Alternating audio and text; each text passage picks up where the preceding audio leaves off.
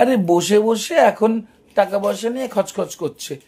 আরে বেরোবো, 4:30 বাজতে চললো, গাঁটটি মেরে তৈরি হয়ে বসে আছে। না ওঠ, দাঁড়া না, ঘুরতে এসে তো পকেট যেন তো গড়ের মাঠ হয়ে গেছে।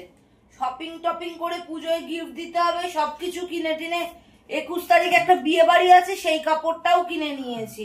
সবকিছু করতে গিয়ে পকেটে ভাড়ে মা ভবানী কেস।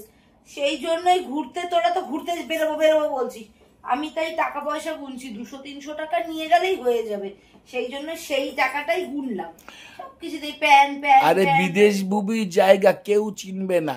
স্টেশনে 3 জন 3টে বাটি নিয়ে বসে যাব, ভালো কালেকশন হয়ে যাবে, জিনিস কিনে চলে যাব, অত চাপের কি আছে? রঞ্জন এক্ষুনি এমন একটি মানে বোমব্রাস্টিং দেবে, তখন সেটা পরে যখন শোনাবো তখন এরকম হয়ে যাবি।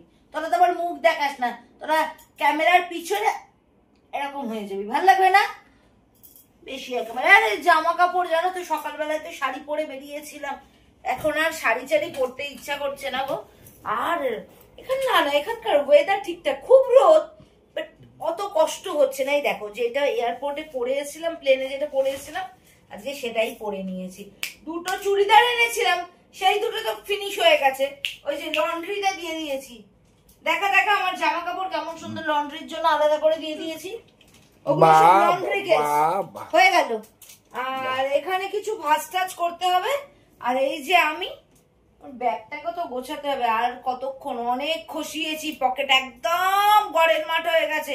এবার বাড়ির জন্য মন কাজে, গাছগুলো পাখিগুলো ওদের জন্য ভালো লাগছে না, পকেটের থেকেও বড় কথা ওদের জন্য আমার বাড়ি এখন যেতেই হবে। এই দেখো না, খারাপ লাগছে গো, চুলটাকে এরকম দেখো ঢপবাজি মেরে বেঁধে নিয়েছি, সব চুল তো উঠে একদম ফাঁকা হয়ে গেল মাথা। বাড়িতে গিয়ে আবার পেঁয়াজের রস মাখবো, কেমন?